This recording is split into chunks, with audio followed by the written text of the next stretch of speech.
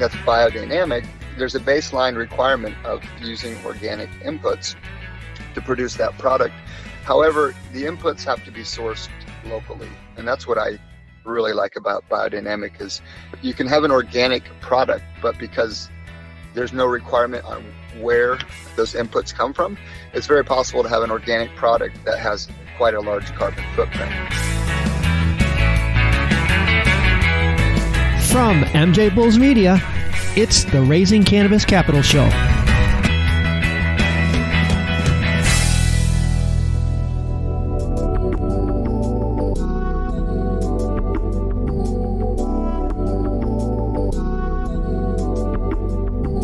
Today in Raising Cannabis Capital, we are continuing this month's Cannabis Dispensary-Spotlight series with Erich Pearson, the founder and CEO of Sparc. Erich, welcome to the show. Thank you. Thanks for having me on, Dan. Well, it's a real honor to speak with you today. Sparc has been a pioneering force in the cannabis industry for a long time. And I think the best way to get things started is, and I think it's really important for our listeners, is to get a sense of just how much experience Sparc has. When did you open your first dispensary? 2010. I think we started the permitting process in 2008 or so and had our doors open in San Francisco in 2010. We're almost into a decade of running dispensaries. Yeah, that was an interesting time. I think that we were still dealing with a lot of federal interference in San Francisco. The letters were being sent out from the federal government's drug enforcement agency and whatnot. So they were trying times, but we've come a long way. I first started really in the cannabis industry in 1998 after moving out from Indiana. I came out to grow cannabis and started supplying dispensaries and whatnot in the early 2000s. But it wasn't until 2009, 2010 until we actually had a dispensary. Yeah, when I talk to people about Sparc, they always comment on the quality. Going through your bio, I suspect that a lot of your commitment to quality is rooted in your early days back in the 90s when you were working with sick patients, and maybe give people a sense of what that was like. See, I think it was 2004 that I really started situating my business and operations in San Francisco. I came out to Sonoma County in Northern California in 98, quickly ran into law enforcement in Sonoma County and realized that San Francisco was a better place to cultivate cannabis. And so we started growing marijuana indoors in San Francisco and working politically there with elected officials who were quite a bit more welcoming than Sonoma County was at the time. And quickly, one of the organizations that I met in San Francisco was an AIDS hospice called My Tree AIDS Hospice. Mm-hmm. And they do a lot of respite care now because folks aren't dying from HIV-Aids like they were in the early 2000s. But we still distribute cannabis to that AIDS hospice today. In the early 2000s, I introduced cannabis to that hospice. Began working with the program director and the nursing staff and some of the doctors on staff, developed a free distribution program where we took cannabis there every 2 weeks. And we're still doing that today. I think that's one of the reasons why you have such a solid reputation within the industry is because of, all that early work that you did and the work that you continue to do. Your company is like many dispensary chain or operations, or you're really just a vertically integrated organization. I find it really interesting, the grow that you have in, I think it's in Sonoma County. You talk about biodynamic cultivation. Mm-hmm. Can you explain to our listeners what that entails? So biodynamic is a trademarked term owned by a company called Demeter. So it's a certification, essentially. It's multifaceted, but I think what really differentiates something that's grown biodynamically from something that's maybe just grown organically is it's not just a label that defines the product, but it's also a label that defines the process. The example I like to use is organic is a product. That is a label that's put on products that are grown a certain way with certain inputs. Organic's been watered down quite a bit. Doesn't mean quite as much as it used to be. With something that's biodynamic, there's a baseline requirement of using organic inputs to produce that product. However, the inputs have to be sourced locally. And that's what I really like about biodynamic is you can have an organic product, but because there's no requirement on where those inputs come from, it's very possible to have an organic product that has quite a large carbon footprint. So let's just use some of the common ingredients for growing cannabis. Peat, for example, may come from Canada on a truck or a trailer all the way down to Sonoma County. And that may be an organic input, but that has a large carbon footprint because it's coming from so far away. Cocoa fiber from Sri Lanka may come across the ocean, may be organic, but has a very large carbon footprint by the time it gets to you. So that's what I like about biodynamic, because you have to source those inputs locally.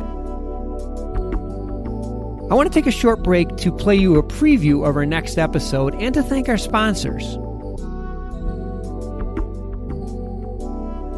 We have an operator's quota here in British Columbia of 8 stores, of which we'll fulfill in the next 2 months. And then in Alberta, we're rolling out a pretty ambitious expansion plan by way of about 10 development permits that we acquired late last year, of which we'll really focus in on 5 to 8 key A-plus locations. And then Ontario, I think, is the hill that we'll never die on. It's one that we really had a tremendous appetite from the get-go to expand into. And we plan on opening probably 10 to 15 stores there this year. Tune in on Sunday to hear Harrison Stoker from the Hobo Cannabis Company. And now let's get back to today's show. Right now you're at 5 locations in Northern California? Yeah, we're 3 locations in San Francisco, 1 in Santa Rosa, 1 in Sebastopol. Okay. And then what are your plans? What's next on the plate? There's a lot of shiny objects out there, and we get calls from various states and stuff. I'll tell you, Manhattan in New York is something that interests me as the state moves forward. For the most part, we've been fairly disciplined, focusing just on Northern California.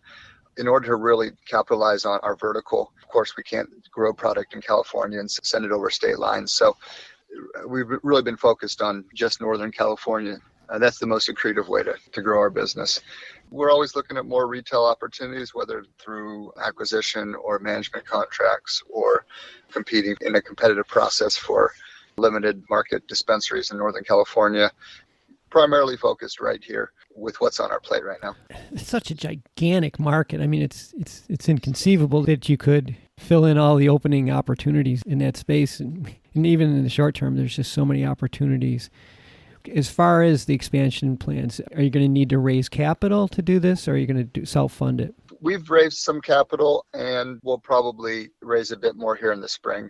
We're a profitable business, though, so the capital markets are pretty tough right now. Mm-hmm. If we can raise at the valuation that we did, a year ago, then I think anybody would take that in a heartbeat because the valuations are down so low. But we don't have a super high burn rate. We're profitable, so we're okay. I mean, obviously, growth takes more capital.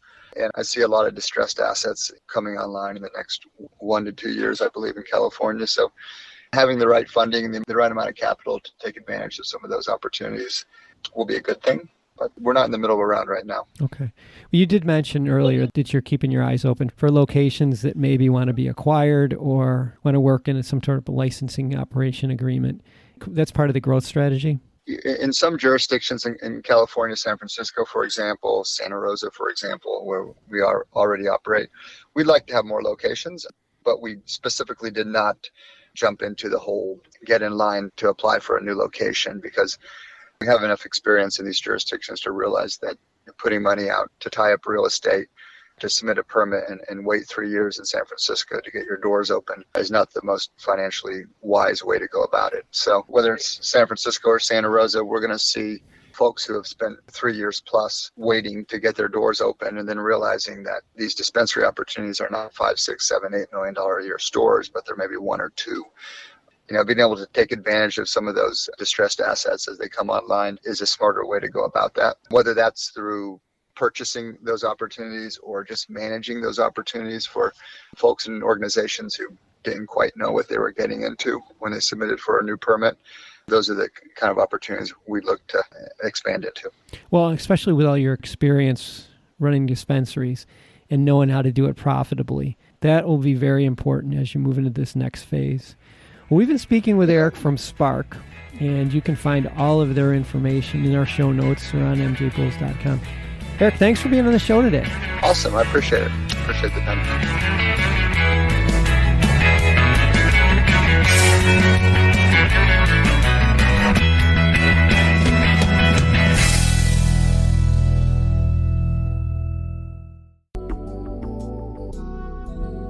Today's show is made possible by the generous support of our sponsors, like Alt36, the country's premier blockchain payment processing platform that's providing dispensaries and its customers with a safe and secure payment option other than cash. To learn more, go to alt36.com. We're proud to feature today's episode on the MJBulls Cannabis Podcast Network, a platform designed exclusively for cannabis podcasts to share their message with the world. To learn more or to enjoy another great cannabis podcast, go to MJBulls.com or, coming soon, download the MJBulls app to your Apple or Android phone.